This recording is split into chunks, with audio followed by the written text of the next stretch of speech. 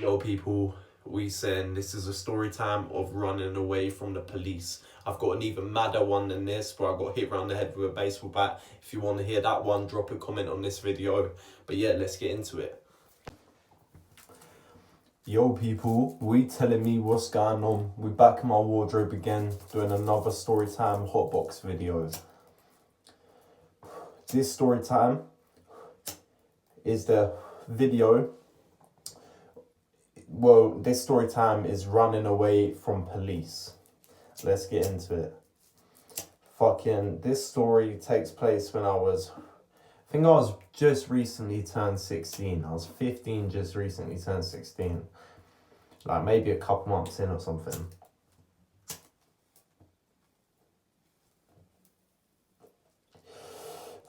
And when I was around that age, I used to have a spot that every day I went to, like for a couple hours a day, like a long time a day, just smoking and chilling there. It was this car park that had like 4 stories to it, and it had stairs that went up to every story. And I used to go to the very top floor, the very top story. I used to chill there and smoke all the time.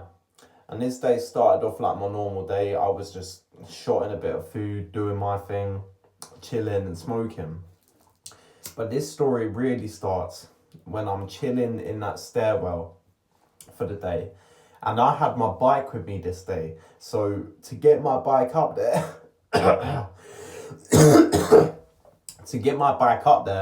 bro, I had to fucking lift it up 4 flights of stairs.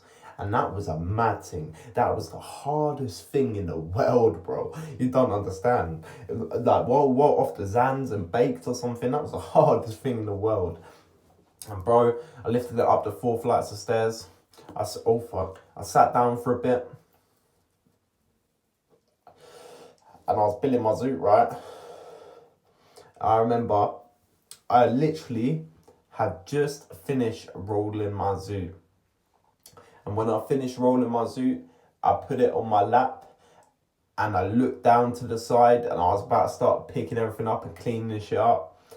And I used to see security come up the steps all the time, but I never saw really feds, police or anything. And bro, I saw fucking black coming up the stairs, like the head of a person in black. And then I saw police on the back of them. And I was like, oh, fuck. It's my time, boy. And I had like fucking 15 Zans on me. No, Valium, sorry. I had like 15, 20 Valium on me. And I was like, bro, when it comes to drugs, you see, that's the one thing in the world I won't let no one take. And I was like, bro, I can't let him have these. I had it in a little weed pot. And I was like, shit. And he's like, yo, not yo. He's like, hey, sir. Like, is that a joint? You're rolling weed? And I was like, nah. I remember I said to him, it's herbs and spices. And he was like, I always say that, by the way. And he was like, nah, it's just not though, is it? And I was like, yeah. And he was like, sir, we got to take you downstairs and we got to search you. And I was like, shit. So I was like, all right, I'll come with you downstairs. So I took my bike with him down the 4 flights of steps to his car. And it was just him at the time. And as soon as we get down to the bottom, he calls, He calls backup. And backups come round the corner, yeah? They skirt round within like 2-3 minutes. I'm chatting to the guy. Bro, guess what I do? He's about to start searching me when backup come. I go, excuse me, mate. Can you hold my Red Bull? Because I was the drink of Red Bull in my hand. Or, no, it's like that 45p energy drink. It was a Red Bull or 45p energy drink. They're the only ones already drinking it. And I had that in my hand. I said to him, excuse me, sir, all nice. Can you please hold this quickly so I can tie my shoelace? Made him hold it. Bro, I hopped on my back, started tearing away. He goes, hey, yo, starts running after me. Bro, he fucking grabs me from behind and like basically yanks me off the bike, but I went to my feet in it. And I was like, shit, what the fuck? And my bike went on the floor. And then this time is when fucking backup came. And backup pulled up. And it was two females that hopped out the car though. So I was like, no, fuck this, bro. I ain't get bagged by two females. You're dumb, bro. You're brazy. And then I fucking, do you know what I done? I done it to him a second time, cause a fucking second time. I done it to him again. I went, yo, please, for real this time, can you please hold my drink? And he was like, alright, I'm gonna hold it this time, but you gotta promise not to run away. And I was like, yeah, I promise, innit?